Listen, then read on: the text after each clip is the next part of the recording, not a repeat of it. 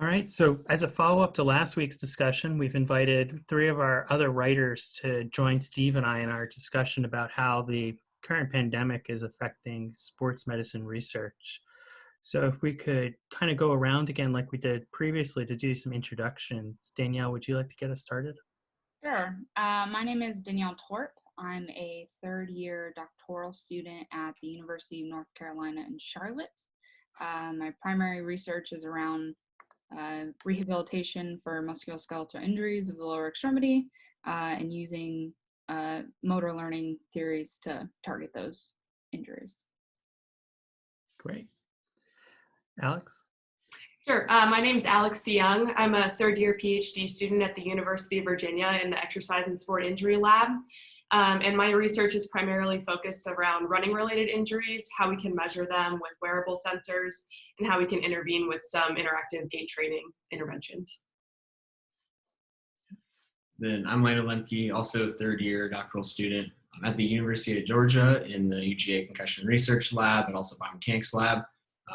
Focuses on concussion research, but how we kind of move differently or sensory and neuromuscular deficits after the injury that might be leading us to these heightened musculoskeletal injuries. And to just give people kind of a framework for how the pandemic currently is, could you guys briefly touch on what's the state of your research and your dissertations? Yeah, so I can start. I had just started collecting participants for my dissertation. I think I started 2 individuals, and it's about 4-week study. So we just kind of stopped there. We figured 2 people at the early stages would be better to cut off at that point. So right now we are just trying to fine tune our methodology and make sure everything we want to do is standard. But right now we're just holding off. So luckily I don't have kind of a half data set right now. So I think that's the benefit. And then just kind of monitoring when we're going to be allowed to get back in the lab and see if that pushes my timeline at all. But right now I'm on schedule. Every kind of month that goes by, we'll see how that schedule changes. But yeah. Your study design, sounds like it's an interventional? Correct. Yeah. So it's baseline testing and then a 2-week intervention and then a 1-week follow-up. Okay. So. Yeah, I'm in a very similar boat. I had just started my intervention study. We had a couple of people that were about 3 weeks into a 4-week intervention. Luckily, mine was sensor-based, so we missed some of the key follow-up outcome that we were looking at, but we did get all the sensor-based outcomes just because everyone was still in the local area and could repeat some of the baseline measures with the sensors. I am pretty lucky that I had some data pre-collected before all of this happened. So at this stage, I'm just kind of going through older data sets, doing some analyses there, and then playing the waiting game just like Danielle. So I think we're all in a little bit of a holding pattern here, but hoping to be back on track soon. Yeah, it's about the same boat on my end. I was fortunate enough to get started in the fall, so I've got a few subjects in the books. But the challenge is clinical time points, matching controls to them. We definitely lost a couple to attrition or for different time points between groups. So it's definitely been challenging, and yeah, it's a hold until further notice. So may have to start thinking about pivoting to different dissertation topics or taking an extended period of time to ensure the project is done appropriately. And Landon, as you kind of think about potential needs to change topics, how does that do you see that potentially affecting your research down the road? Yeah, I think that can definitely impact. I think a lot of us use our dissertations, at least me personally, as kind of a springboard for that early career where if that anything gives you strong foundational data to bounce off and go for the next bigger project or more multimodal or whatever the topic is. So that can definitely hamper that a bit. Do you guys have kind of pre-existing data? I know Alex said a little bit that you have at least something to work on during this time, or how are you guys utilizing your time right now? Lots of writing. Yeah. So old stuff that you're trying to get out, or kind of stuff, just filling in like lit reviews and things like that for your dissertations? I can start. It's a little bit of both for me. So I really worked when this first happened on my lit review just to kind of get that finalized, and then started fleshing out some of the methodology for my different dissertation components, and then writing up the introduction for each of those papers as well. For one of the studies, we did have that pre-collected data. So I have a lot of data to sift through since we're using running wearable sensors, so hundreds of thousands of data points to kind of go through. So it is nice to be able to sit on those data a little bit longer and really think through some of the analyses that we can do. So that's primarily how I've been spending my time, but yeah, just lots of writing, trying to catch up on things that typically would be done during the summer, but just got pushed forward a little bit quicker. Yeah, and I'm in the same boat where we've been fortunate enough to have a lot of different data sets or different projects over the years, where it's, okay, we'll work on it during the summer. We'll do a lot of writing during the summer, that kind of thing. But this is like summer got moved up and extended for an unknown period of time. So it's unfortunate not actively collecting data, but there's still plenty to be done. And that's where it's trying to find that balance of work-life balance from home, but continue working on that, being productive in the possible circumstances. I'm pretty much doing the exact same as Alex and Landon, writing on old data sets, working on some dissertation sections. But I also teach. I'm a teaching assistant, so I've had to transition my course online. So that's been a whole, it was a lab, so trying to move the lab online has just been very interesting. But we're almost done with that, so then I can kind of get geared back up towards writing. And how's the current situation also affecting, your travel and conference attendance and meetings and things like that? Like, I know it's already impacted ACSM, and Alex, I think I heard Virginia is prohibiting travel through June. So regardless of what NATA decides, that kind of impacts that. Yeah, that's right. They extended the travel ban to June. But yeah, Virginia kind of did a travel ban, so we're not going to be able to present at NATA. We kind of already had to withdraw the abstracts that got accepted. I unfortunately also got a symposium accepted with Chris Napier from Canada, and Canada's not allowed to travel into the US at this time. So it's a bummer, definitely. I'm hoping for some virtual opportunities to be able to share some of the work that we've been doing, some of the findings in that way. But yeah, at this point, just kind of on a holding pattern in that respect also. Yeah, it's definitely impacted conferences. NATA, for example, Paris, the International Consensus on Concussions Board, that one's been canceled or postponed until further notice, which is going to be in October. So just a lot of challenges with that, which is also, I think, critical in our stage of that third year, even fourth year, the last year of your PhD, where you're trying to kind of network a little bit more and start figuring out a little bit more of the path you want to go down. So it's definitely impacted that. Even with NATA being in our back door of Georgia, I don't know if we'll be allowed to even go to it. And if so, I don't know if I would even feel comfortable going to it. So it just depends on how this all evolves in the next month or two. Yeah, I find it challenging for that to be hosted, to be quite honest, with large numbers. Plus, with all the situations that you just presented of, having to pull your, retract your stuff. So there's going to be quite a number of that going around. So a lose a lot of windows. So it's going to be challenging. I mean, we'll see what happens, and I know they have a very good committee that works on that stuff, but it's just it's a tough thing to plan around all of this, for sure.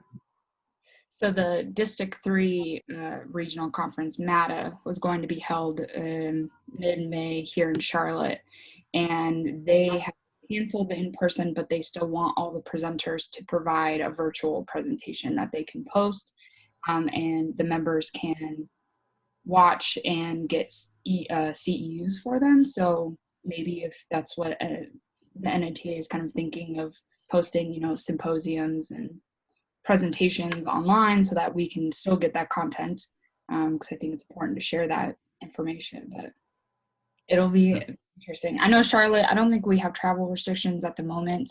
I know I just got approved for summer travel funding, so I think in their mind they're thinking it's still gonna happen, but yeah, we'll see as that progresses.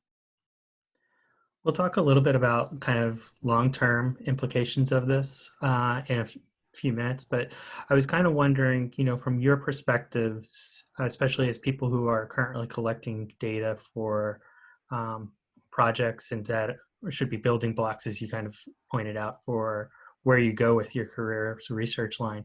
What are kind of the short-term concerns that the pandemic has kind of introduced to how you're doing your research and your academic studies? I think in the short term, the real fear is just about how dissertation is going to go. Are we going to be able to finish on time? Is it going to take an extension to actually complete data collection?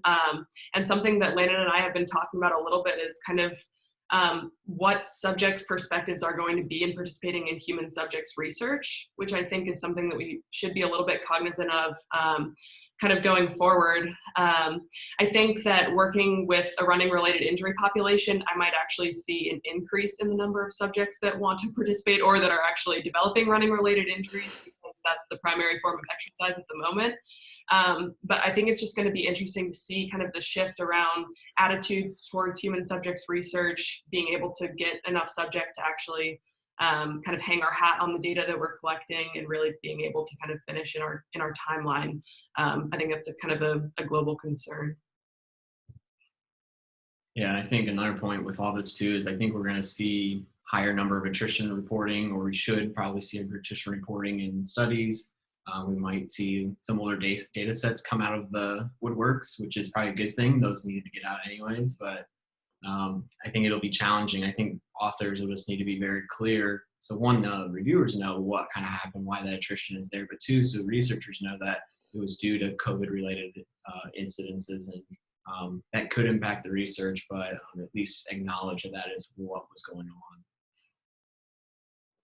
I know we've had discussions about if push comes to shove and we do have to kind of change the dissertation topic, thinking about in this moment, what is important in healthcare, and specifically sports-related healthcare, when there are no sports, right? But athletic trainers and physical therapists, they still have patients and they still have athletes to work with that have injuries that aren't resolved. So we've been trying to, put it on the agenda just to think about what's going to be important in the next couple years if all the telemedicine stuff has been rolling out, and so is that going to gain traction, and is that going to be the new norm, and is that where our research efforts should start going towards? So kind of an interesting, I know that's a longer term issue, but in the short term that's what we have to think about for our dissertations if we plan on graduating in this 4-year timeline. So extensions have already been talked about. I know our department chairs and everything have been talking about funding and all of that. So kind of reassuring that higher ups are thinking about us doctoral students and maintaining us and making sure we get the right experience that we're here to get. So I'd be curious how IRB is going to kind of modify or change things as well, to protect yourselves and the subject. So, that'll be interesting to see if there's any needed modifications in the protocols, but also, kind of what Landon brought up about this is, our subjects going to be reluctant to be subjects, in the kind of fear, because, we're all going to have this, I think, hesitation when we go back to normal society of like, hey, we could go back. And people are, I think it's been proposed that the handshake is going to be a thing of the past, and things like this, like things that was just normal, So I think our behavior is definitely we're going to be walking on eggshells at first about, can I get this close to you? Is this okay? And, and rightfully so. So I think it's going to affect a lot of different things kind of moving forward. So trying to be as proactive and think about these things ahead of time is definitely important, especially from your perspectives. Right, and even I feel like as restrictions start to lift, I still think that there's going to be a delay in when we can actually begin kind of human subjects research. and any kind of testing with the IRB. Originally, when all the changes were kind of starting to take effect, the IRB was giving us a checklist of things that we had to have subjects fill out. So like, have you traveled recently? Have you come into contact? Have you shown any of these symptoms? I'm going to be interested to see if there's some sort of kind of checklist or something that we have to go through with subjects before we can even begin that kind of research again with our in-person subjects. It'll be interesting. Alex, you also kind of hinted at something that Nikki brought up last week, which was this idea of, when we do start collecting data, for example, in runners, there's a potential that it's going to be a unique group of runners or a unique situation where you have either a population that's enriched with new runners or people who had not been running as much but now have increased their volume. So how do you see that as, one, potentially affecting the way that you had entered the study planning to interpret data versus how you might need to interpret the data now that there's potential change in your study population? Yeah, I think that's a great question. And that's really been something I've been thinking about too with other ways that we can start to collect data. So I've been kind of toying with the idea of doing a survey, just looking at running behaviors, running attitudes, and kind of how it's affected injury patterns and motivation to actually do their kind of workouts and what those barriers kind of look like. So I think it is going to be something really important to at least acknowledge as potentially a limitation or a consideration for some of the subjects that we're getting and some of the data that we're collecting. Just knowing that potentially these are a lot of novice runners that are just getting into it, and maybe there was a lot of other external factors kind of feeding into that injury model. So I think it is something that really all researchers should consider with kind of injury data, especially when we're thinking about team sports, deconditioning, and then people getting right back into sport once this all lifts. I think that there's just so many other external environmental factors that we really need to be cognizant of as researchers with the data that we're collecting. So being really transparent in our reporting and considering potentially collecting some other covariates for our analyses, like years of experience with running, for example. That's just my kind of comfort zone. So I'll keep circling back to that. But yeah, just taking into account some of those other factors would be important. Have you thought about how, about directions that might be possible for disseminating the information quicker than our traditional peer review journal process, or ways to try and expedite that? Because you may be capturing unique data that could also inform, if there is another wave, how people could return to running or engage in running during that wave. Yeah, that's a really good point. And I also know that there's kind of a little bit of a hold on the review process for a lot of journals with all of this going on. I think platforms kind of similar to this, or doing webinars, would be really helpful for kind of getting the information out there, or finding some sort of other online ways to disseminate the information would be helpful. But yeah, it becomes difficult because we kind of really rely on that peer review process to get kind of that data out there. So yeah, I'm not 100% sure on the best way, but hopefully doing more platforms like this and getting the information out as soon as possible would be nice. I think with your data set too, because you said you already collected some data.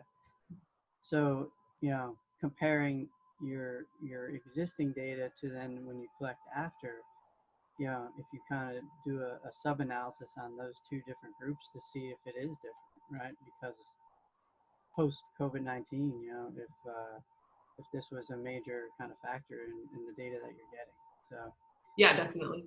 And I even suggested in our last talk about, I think journals need to, or authors when they submit the journals, need to have some kind of disclosure statement that some of this data was collected pre-COVID-19 and some post, just so the reviewer knows and the reader knows that this was going on in the midst of the pool of data that we have. I think it's an important thing because concussion for your stuff, right? Like mental health concerns big time right now. Mm-hmm. And we know how much of a role that plays in concussions. So considering all this, maybe doing like a stress or anxiety scale on subjects could be a useful thing. Danielle, could you expand a little bit more too on how you think the pandemic, if this does get stretched out a little bit longer, could affect the methods of delivering interventions like what you're testing? You had mentioned telemedicine kind of earlier, but maybe there's also some other directions. Yeah, I just think that our world is going to change. I know it's changed in the short term, but I think it's going to be a long-term change that we try to think of. Stephen mentioned the IRB procedures of getting close to people and being in contact with people and fearful of that. But it'll be interesting because some of the rehab tools that we're using might not be as easily transferred to telemedicine because we do use some specific equipment that would need to get out to them. So reworking the framework of that, of feedback, and how do you have a patient give themselves feedback, without having the tools that we've been trying to work with here. So, but even, the one-on-one type of patient care, or even, with the athletic training rooms, I go back to my time as an athletic trainer of just, I don't know, it'll be very interesting to see. I can't quite picture it, but I know it's going to look different. So I think the application of it after you get your results, right? So if you find it being successful, implementing in the clinical practice may have a better carryover to translational telemedicine. But I think doing these studies is hard because we want to be objective, right? And we want to have specific measurement tools. So I think that's the big kind of obstruction from a research standpoint. But applying it to the clinical setting, I think, may be a little bit easier then. But we have to get this data and these results first, and that's probably the tough part of it. I think something else too that I've been just always grappling with from my transition from a clinician to a researcher, and the idea of, in research we rely on questionnaires and just the standard, evidence-based questionnaire to get information about anxiety or mental health or anything like that. But having just that qualitative analysis portion of just asking your subjects, how do you feel? How has this impacted you? Are you motivated? Are you anything like that? And getting their actual responses. Because, I think individual people are going to have different responses from this. Personally, I don't know any family members that are out of work or in very dire situations or anyone that's sick. I still have my job, I'm still working from home. I'm very blessed in that sense. And so it's going to be very different for someone who has family members that are ill or themselves have lost their job. So I think looking at it in that environmental, but, seeing the individual aspect of it. And I think from a research side, we always lose that when we combine our data sets, so having that individualistic, and then asking them, how do you think you would have responded to telemedicine or taking time off or this rehabilitation method or something like that. So it'll be interesting to see if a lot of people start to add in that qualitative kind of component just to see what their response is. And then that'll give us some idea if their, attrition or their willingness to participate is what's influencing it, or if, from my point of view, I always lose participants and they're so hard to get in the first place. So, kind of comparing these numbers, I don't know if that's really going to be a COVID problem or just a CAI problem. So. Are there other kind of short-term things that are turning over in your mind as you think about your research projects and your research lines?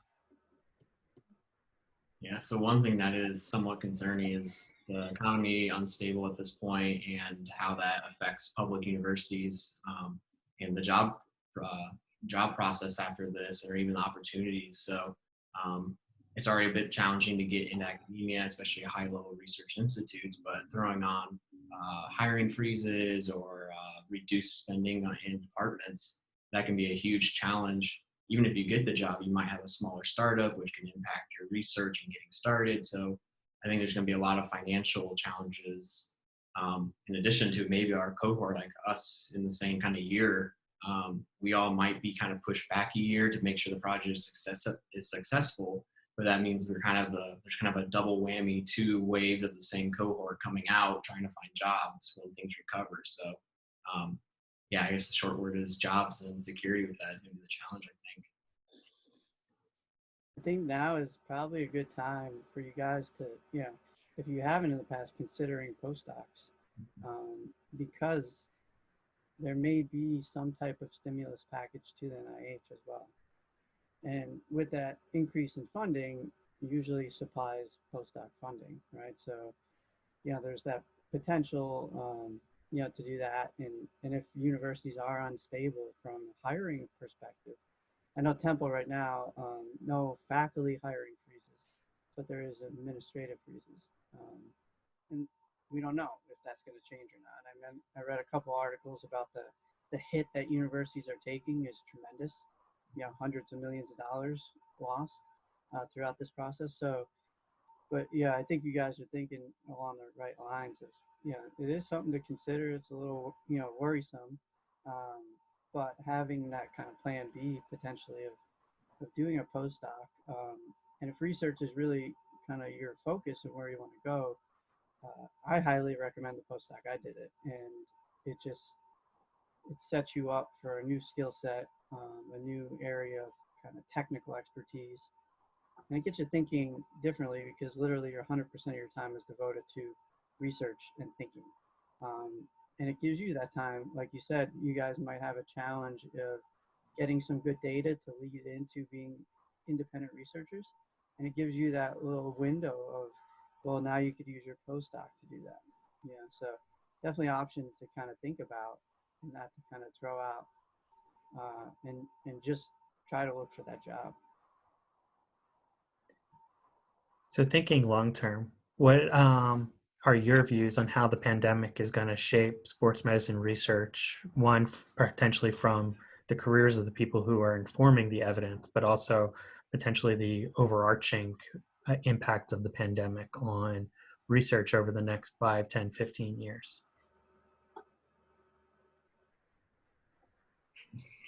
Yeah, I don't know. It's hard for us to even think about, I think, short-term impact. We're thinking about all these potential negatives, but I think there's silver linings to all of it. I think we're going to get some older data out there to be into the world, which is a good thing. I think a lot of us have found different personal values with our family lives, which is also probably a benefit, especially the sports medicine mindset.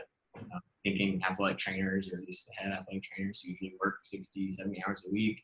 This might put a shift in mindset and practice a bit to that better work-life balance, and then maybe we all don't need to be in that building at the same exact time when there's 4 or 5 people in there. So thinking outside research, that could be an impact. Something I've been thinking about a lot is kind of injury epidemiology and what that's really going to look like. I think it's going to change a lot over the next few years, and I think that's going to be really something interesting to kind of look at and take into account with all the changes in sport participation, kind of activity levels of individuals.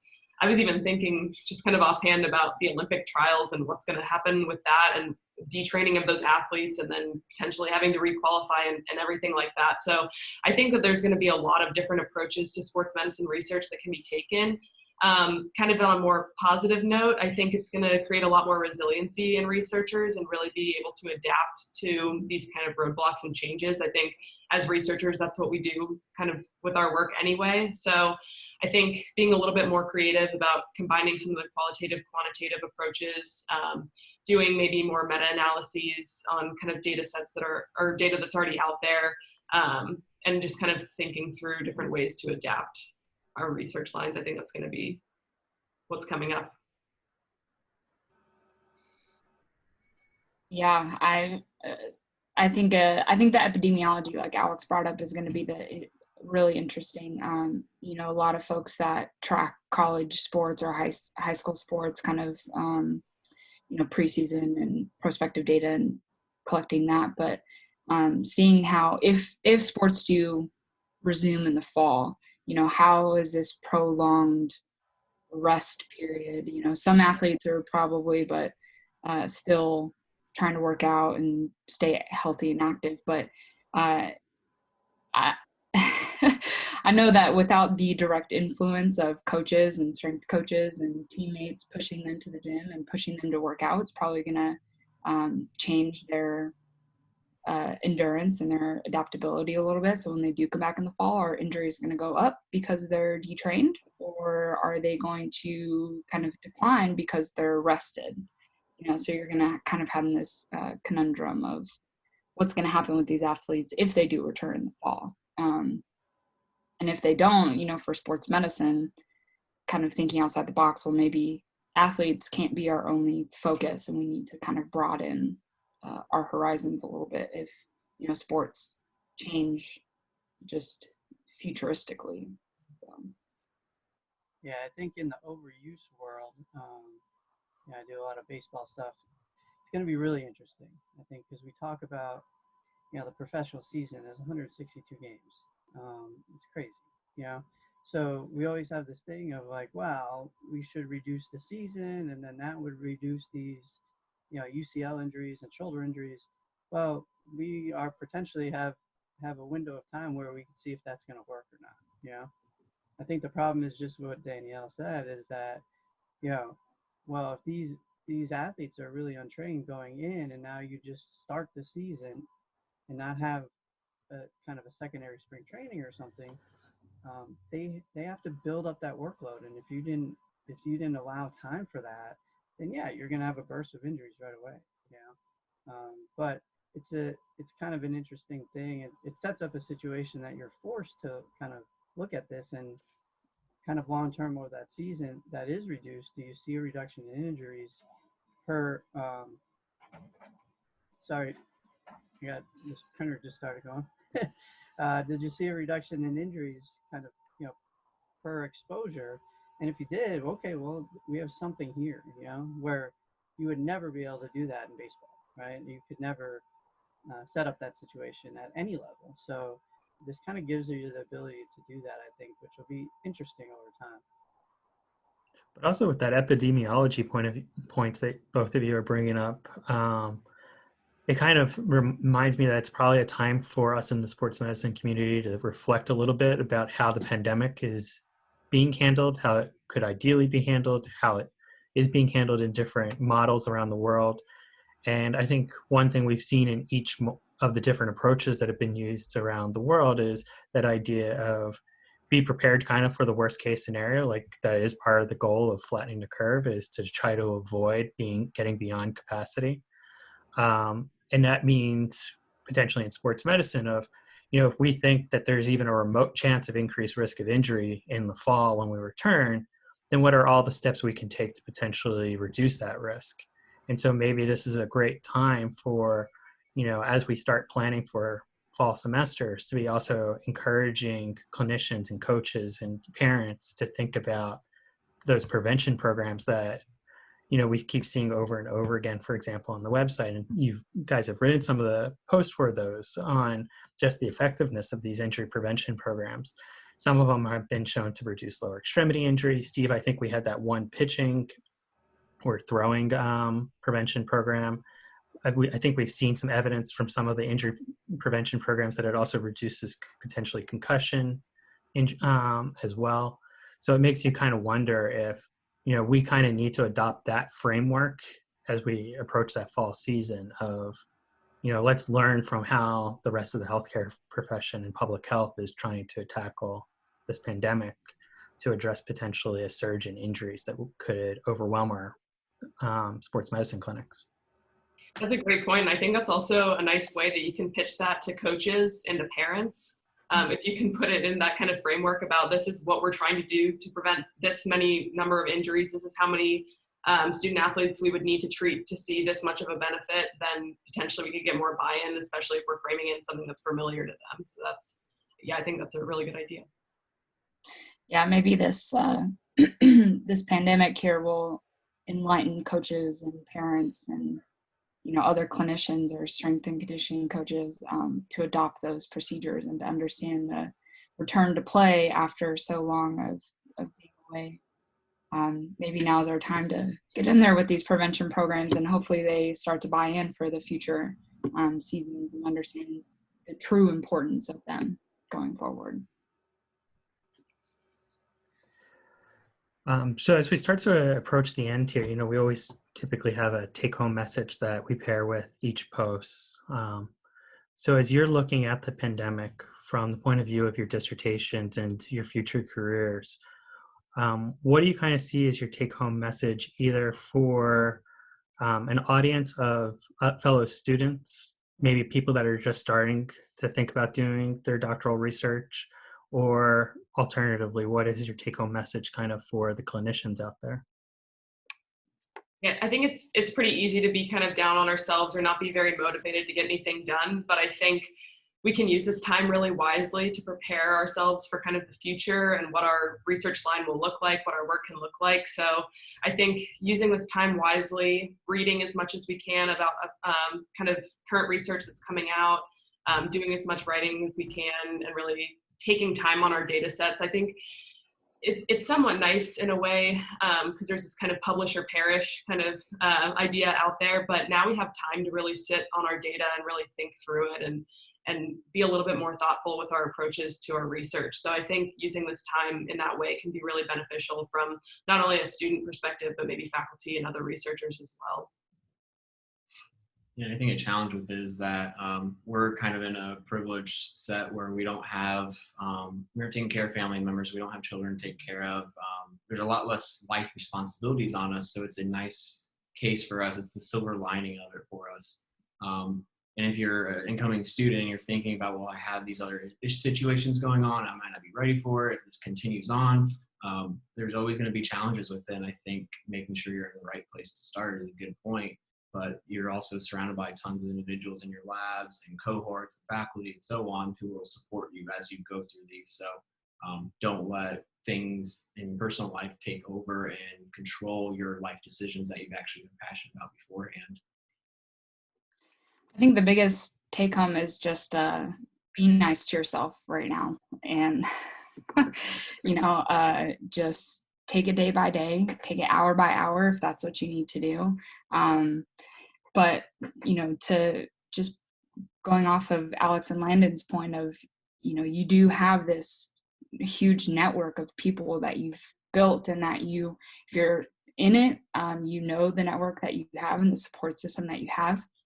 If you're thinking about starting, I hope you're reading from this that there is a support system. I mean, I'm friends with Landon and Alex, and we've never been to the same university, so I think be nice to yourself, know that we're all in this together, we're a community, and we'll get on the other side of it. And don't forget that Sir Isaac Newton invented calculus during the plague pandemic, so you guys better get to work. I'm waiting on my brilliance. I'm waiting on my retirement idea. You didn't have Twitter.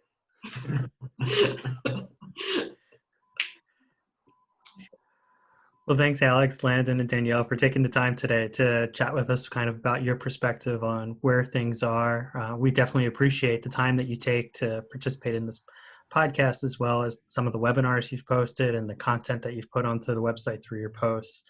I think having your insights onto the website are really helpful, especially in your areas of expertise. So we appreciate that. Thanks for taking the time today, and stay well. Thanks for having us. Same to you. Thanks. Thanks, guys. Appreciate it. Thanks, guys.